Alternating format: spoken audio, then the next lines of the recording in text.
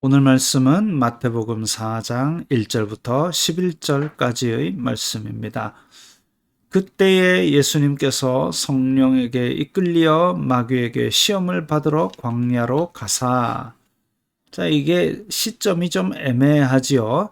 그때에라는 말이 시점이 애매한데 세례 받으신 사건 후에 예수님께서 성령님에게 이끌렸는데 마귀에게 시험 받으러 가셨다. 이렇게 오해해서는 안 됩니다. 광야로 가신 이유는 40일을 밤낮으로 금식하시러 가신 것이지요. 성령에게 이끌려 남들 한다고 해서 금식을 그냥 아이고 나도 할래 금식 뚝딱 이렇게 하는 것은 아니고 실제로 40일을 밤낮으로 금식하신다라는 것은 쉬운 일은 아니죠. 그래서 성령님께서 이끌려 성령님께서 도와주시고 영감으로 이끌려서 하는 금식이 옳은 금식이죠. 아이고 남들 다 하는데 나도 굶을래. 그런 구음식이죠. 마귀에게 시험을 받는 것은 그렇게 금식하시고 줄이신 다음에 시험 받는 일이 있었던 것입니다.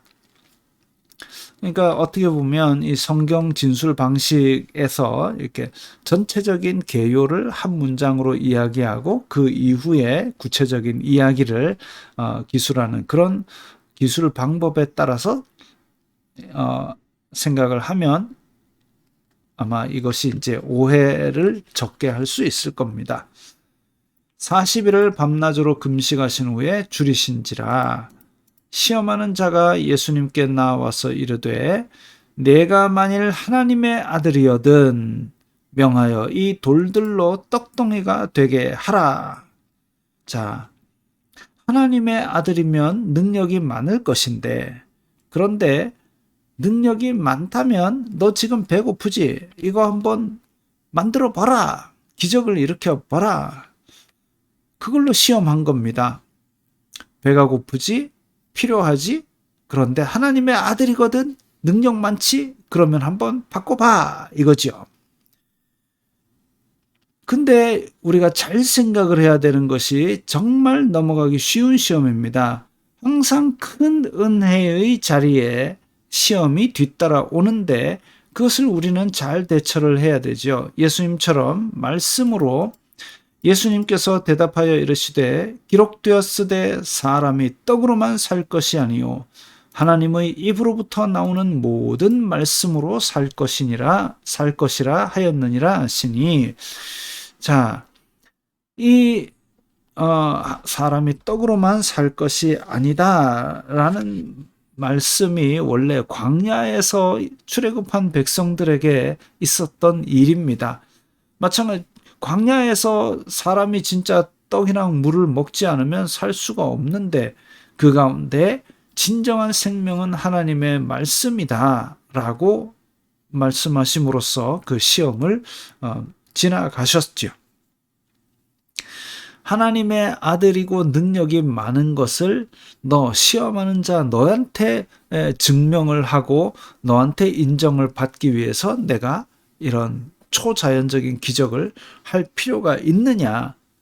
하나님의 자녀, 하나님의 아들이라는 것은 온전한 순종으로 이루어지는, 증명할 수 있는 것이지, 이렇게 능력으로 기적을 행하는 것으로 입증하는 것이 아니다라는 것을 지금 그 초점을 어디에 두느냐, 그 초점을 하나님께 온전한 순종, 말씀에 대한 온전한 순종, 이것이 우리가 하나님의 아들로서 입증해야 될 존재감이다라는 것으로 지금 첫 번째 시험은 지나갔습니다. 초점을 잘 잡아야 되겠죠. 이에 마귀가 예수님을 거룩한 성으로 데려다가 성전 꼭대기에 세우고, 자, 거룩한 성이면 예루살렘이고 성전 꼭대기 이러면 그 성전 귀퉁이 끝에 그러니까 성전에서 제일 한쪽 구석에 제일 구석진 곳에 거기에 이제 전 이스라엘의 나팔을 부는 그 자리가 있습니다. 그 꼭대기에 세우고 이르되 내가 만일 하나님의 아들이거든 뛰어내리라. 기록되었으되 그가 너를 위하여 그의 사자들을 명하시리니 그들이 손으로 너를 받들어 발이 돌에 부딪히지 않게 하리로다 하였느니라. 자, 그래서 지금 하나님의 아들이거든 하나님께서 지켜주신다며 너 여기서 한번 뛰어내려봐 라고 시험한 것이지요. 그래서 지금 성경 말씀을 사용해가지고 시험을 했습니다. 처음에는 성경 말씀을 쓰지는 않았지만 이제는 성경 말씀을 씁니다. 성경 말씀을 쓴다고 다 하나님의 뜻을 온전히 이루는 것은 아니지요. 이단들도 다 성경 가지고 그렇게 왜곡을 합니다. 에덴 동산에서 뱀이 시험할 때도 성경 하나님의 말씀에다가 자기의 질문을 교묘하게 섞어가지고 하나님이 이 과일 먹지 말라 그랬는데 전부 다 먹지 말라 하시더냐라고 섞어 놓는 바람에 사람이 시험에 발라당 넘어졌지요. 그것처럼 하나님의 말씀을 인용해서 예수님을 시험했는데 예수님께서 이르시되 기록되었으되 주 너희 하나님을 시험하지 말라 하였느니라 하시니, 그래서 하나님의 말씀은 그리고 하나님의 보호하심은 그렇게 시험하고 믿는 이렇게 의심해가지고 한번 해보세요 이렇게 하는 용도로 주신 것은 아니다 이거지요. 실제로 어떤 사람들이 기도원에서 기도하고 은혜를 받았다고 해가지고 이제 내려가는 길에 비가 와가지고 겨울물이 불었는데 믿습니다 하고 건너가다가 아직까지 안 나온 사람들도 있다고 합니다. 이게 지금 딱 그거지요. 믿음이 있든지 하나님께서 보호하신다든지 하는 것을 그야말로 시험을 했는데 거기다가 홀라당 넘어가가지고 비극을 당한 겁니다. 안타까운 일이죠. 그래서 주 너의 하나님을 시험하지 말라 하였느니라 해가지고 말씀을 바른 용도로서 그렇게 시험을 지나가셨습니다. 세 번째 시험입니다. 마귀가 또 예수님을 데리고 지극히 높은 산으로 가서 천하 만국과 그 영광을 보여 이르되 만일 내게 엎드려 경배하면 이 모든 것을 내게 주리라. 이에 예수님께서 말씀하시되 사탄아 물러가라. 기록되었으되 주 너희 하나님께 경배하고 다만 그를 섬기라 하였느니라. 이에 마귀는 예수님을 떠나고 천사들이 나와서 수종드니라.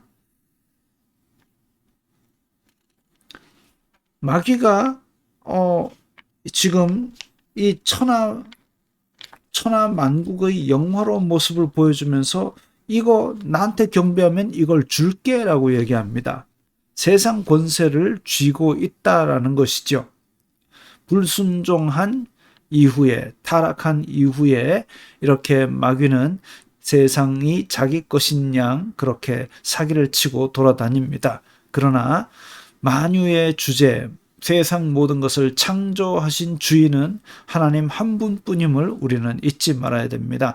마귀는 나면서부터 거짓말하는 작자이기 때문에 그래서 거짓말을 능청스럽게 이렇게 해야 되지만 세상의 주인 되신 하나님임을 우리는 믿어야 될 것이고, 그래서 마귀가 경배하라 이거 다 줄게 할 때 사탄아 물러가라 라고 예수님께서는 강력하게 물리치셨고 오직 하나님께만 경배하고 섬겨야 된다. 그래서 성경 이후에도 나중에 사도들에게 천사가 나타났을 때 천사의 영광스러운 모습 때문에 경배하려고 그러니까 그러지 말라고, 경배 받으실 분은 하나님 한 분뿐이라고 그렇게 하는 장면들도 나옵니다. 천사도 그런데 하물며 사람에게 그렇게 경배하는, 사람에게 영광을 돌리고 사람에게 그렇게 높이는 그런 순서가 예배 시간에는 있어서는 안 되겠죠. 근데 어떤 곳에서는 교회에서 이 사람의 세상의 어떤 지위나 직분 이런 것들을 막 예배 시간에 소개를 하고 그렇게 우러러보게 만드는데 그런 것들이 다 하나님을 모셔놓고 하나님을 우롱하는 짓들입니다. 바람직하지 않은 것이죠. 그래서 하나님만을 경배하고 다만 그를 섬기라. 그거는 피조물로서의 인간의 본분이지 피조물로서의 인간이 아이고 하나님보다 나는 저쪽이 더 좋아 하고 선택할 수 있는 게 아니에요. 선택지가 아니라 사람의 본분인 줄을 알아야 될 것입니다. 하나님을 섬기는 것, 인간의 본분이고 말씀까지 써가면서 이렇게 교묘하게 예수님을 시험하려던 마귀가 떠나가니까 예수님께 천사가 시중을 들었다 그랬습니다. 마찬가지로 우리에게도 날마다 이런 시험들이 닥칠 때에 우리는 우리의 초점을 바르게 정립을 하고 오직 하나님만을 섬기고 하나님의 말씀만을 순수하게 그렇게 배우고 익히고 따라야 하겠습니다.